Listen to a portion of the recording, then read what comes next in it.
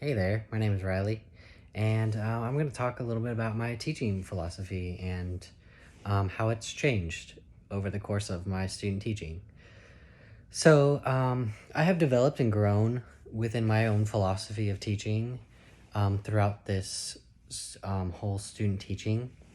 And one thing that has really changed is my whole kind of like core outlook on being in the classroom and actually teaching the lessons, because as we know, as teachers, we might not get through every single lesson, or we might not get through every single piece and part of a lesson because they can be too long for our kids.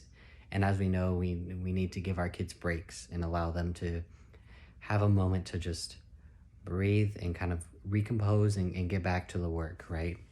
So for me, I found that it's very important to make sure that our students are getting those movement breaks that they need throughout the day, listening to our kids, allowing them to share their own opinions of things, their own ideas, their own, just allowing themselves to put their personalities into each lesson. And I do this by having students raise their hands, ask questions, have them contribute to our discussion every day, and just letting them know that they're valued and that their input is so important, and not just what I'm saying is that's it. Because their input is what is so important, and it impacts the class in a big way and in a good way.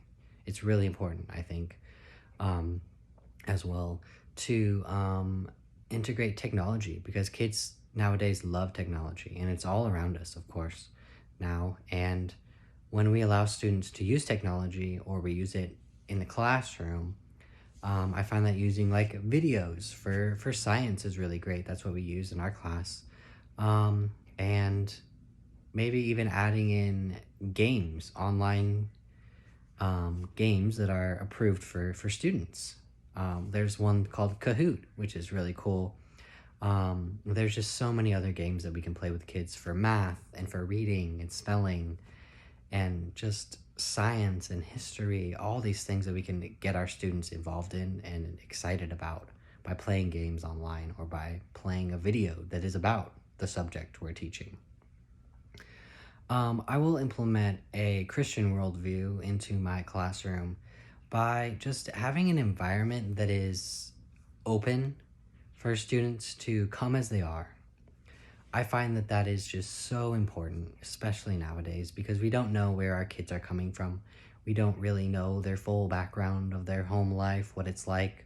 We may know bits and pieces, but we don't know the full story. So allowing them to be themselves in our classroom, and allowing them to express themselves in any way, shape, or form that means for them, whether it be they are someone who needs to move a lot, well, let's give them space to move, or they're a student who learns through visual, so showing videos. Just allowing students to be visible and valued and supported and loved in my classroom is so important to me.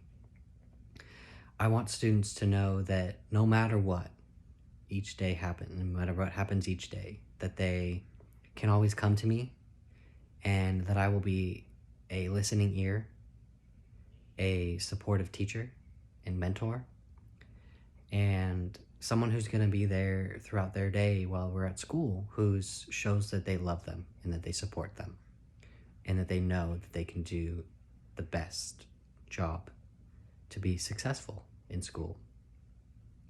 And so that's kind of my philosophy and how it's kind of evolved over the past couple months of student teaching.